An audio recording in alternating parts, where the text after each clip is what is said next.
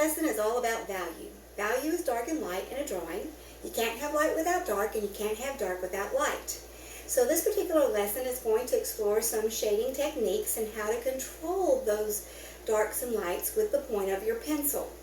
You're going to want subject matter that's white. So marshmallows work great, styrofoam cups work great, or you can take a piece of white paper and fold an origami creature. In fact, there will be a video available from me on how to fold these origami rabbits. So if you don't have other resources, just fold your rabbit and you're good to go, right? We will also talk about value scale and what that means to your drawing, and light source. So you might want to think about having a flashlight available or a lamp. And we will also talk about smudging techniques and whether that's a good thing or a bad thing. Stay tuned.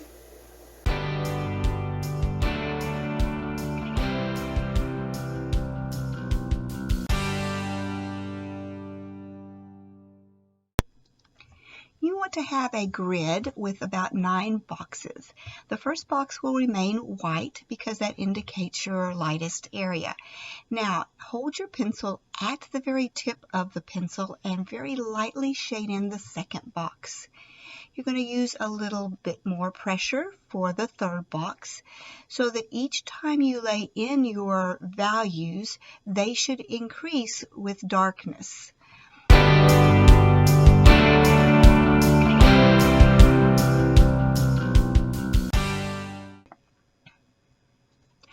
The trick to filling out the very last block is layering. If you take your pencil and just bear down as hard as you can, you're going to end up with a really shiny area, and that's what you don't want to do. So go ahead and try that so you can see it, because I know you can't see that shine on this video, but you'll notice it is really dark. If you just keep layering over and over and over, you will get a really dark, dark, dark shade of what you want. Now that was with the point of the pencil, so now just for experimentation, I'd like you to take the side of your pencil and do just a little spot of value so that you can see the difference in quality. One will look a little bit more textural than the other, and that will give you some idea of the difference in how you can handle your pencil.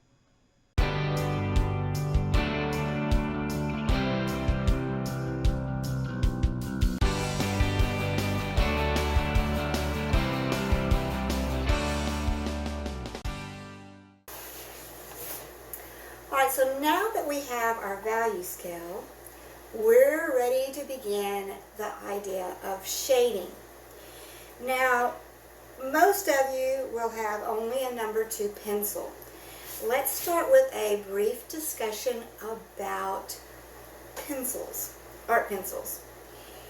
If you have something that says 2H on it and you wondered what that meant, H stands for hard. That means the lead inside is really, really hard, and the higher the number, the harder that lead.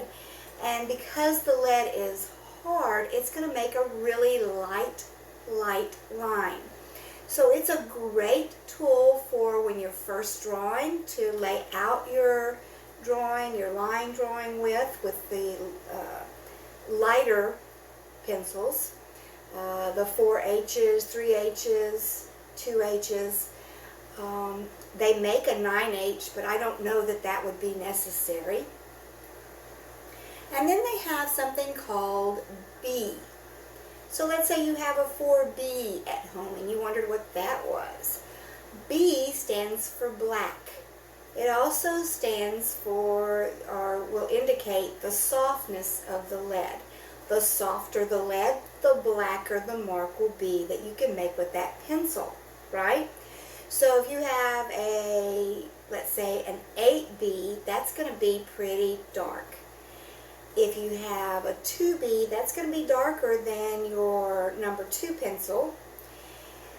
Number 2 pencil is about the same as an HB. Alright, so that's kind of where everything falls in the scheme of things.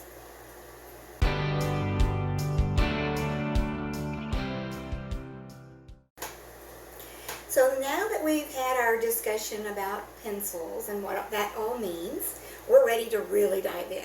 So I have set up my still life of marshmallows, and I have 3 here that I'm going to work with. Again, if you want, you can use your origami rabbits. I can't even say it right, huh? So I could put my little origami rabbits around, and they could be munching down on those marshmallows, yay. Or I could just draw one rabbit. Either way, because they're white, it's going to give you a truer sense when you're first learning to draw value of, how that light affects that object and where your darks and lights are. The hardest thing that a beginning artist encounters in learning how to shade is to actually be able to see the differences in lights and darks within that object. So having the white objects makes it a little easier.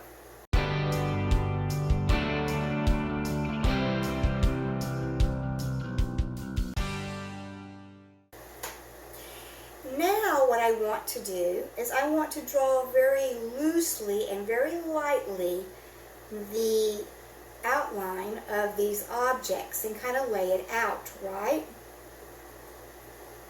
So I'm going to come in and I'm going to hold my pencil at the eraser here, the end, so that my line forces to be really light.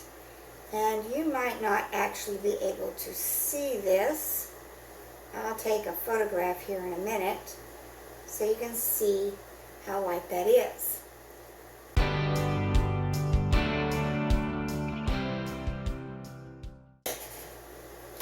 Now that I have my light guidelines, I'm going to start working in value. You want to work holistically. That means you don't want to concentrate on one little section and get it just where you want it and then move to the next and the next and the next. You want to do a little here, a little there, and work on all 3 kind of at the same time.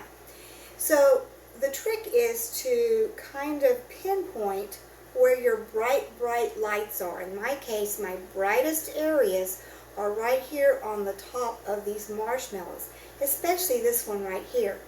I know that that's going to be where my bright white is. And I'm going to draw just a little bit of a line around that.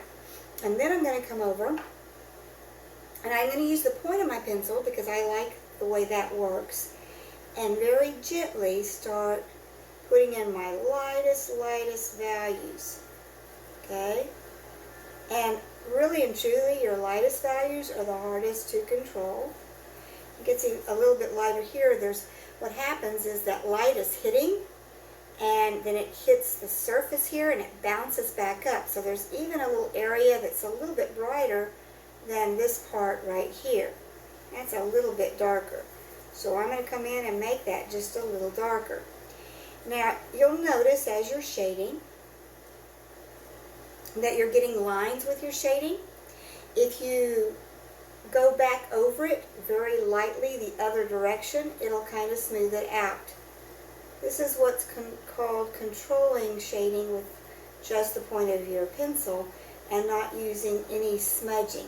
We'll talk about smudging in just a little bit. And then there's a cast shadow that hits right here.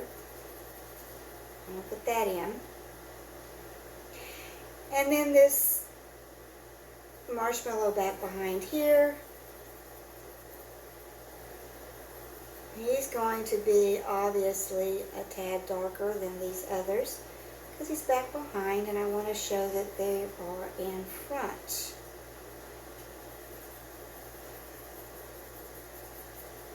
Alright, I will.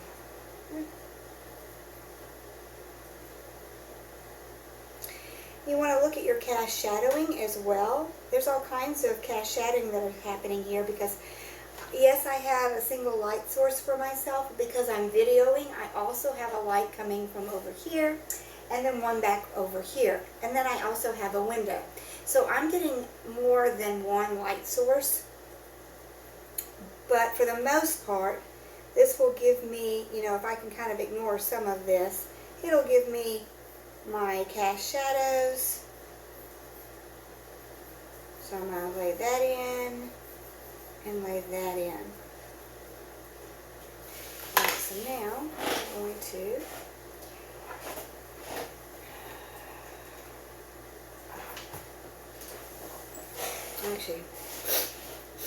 alright, so one thing that I want to avoid is putting in my darkest darks right up front. I'm going to lay them in as mid-tones, and the last thing I'll do is come in and really make them darker. And here's why. Once you put that darkest dark down, if you decide later that you've made a mistake and that's not really what you intended, it's really hard to erase. So I want that to go on last, right?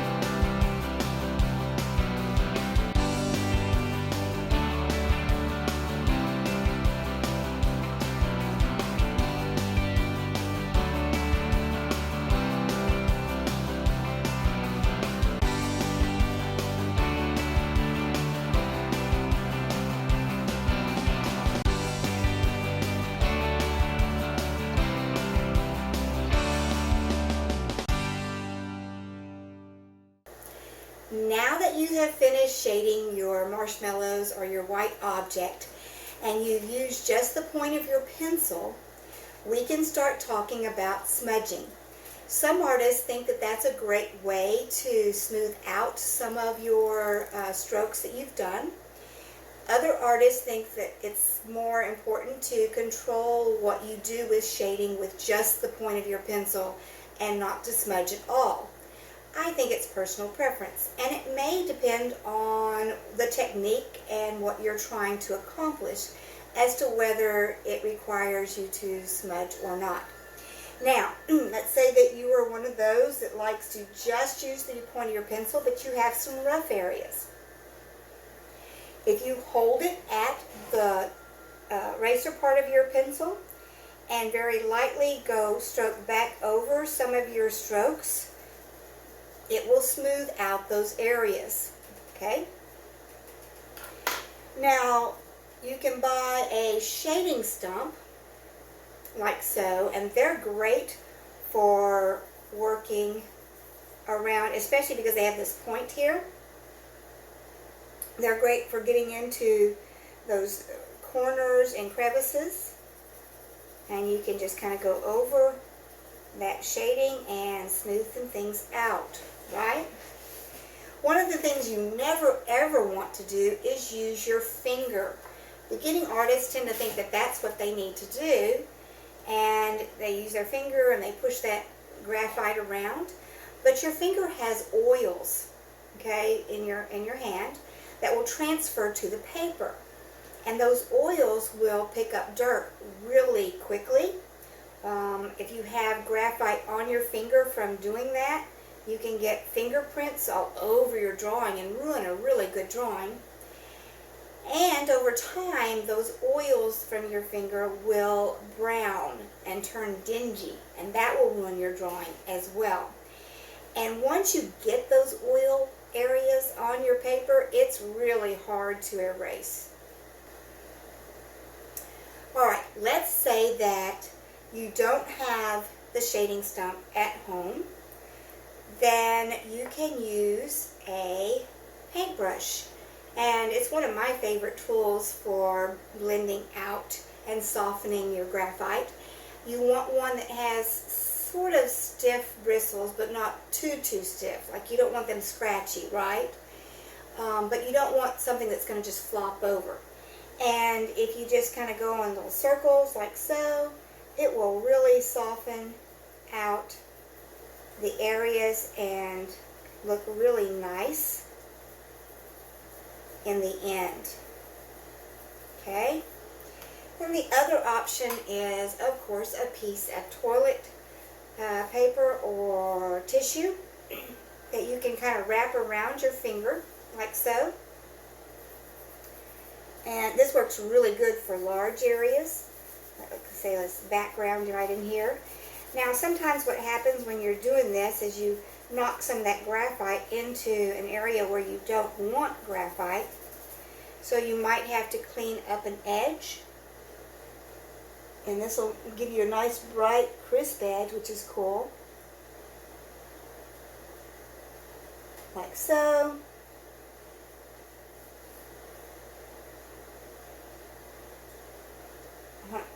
Now, if you're erasing, and let's say you erase and it's a really crisp edge that you don't want, either go back over it with your shading utensil, your softening utensil, or you can take your eraser and kind of just tap it, and sometimes that helps blend things out a little bit.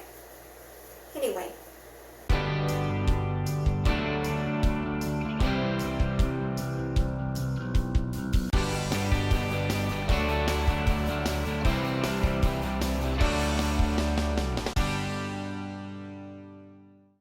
I hope you have fun learning how to shade, and that you will continue to practice, because practice will make you get better and better over time.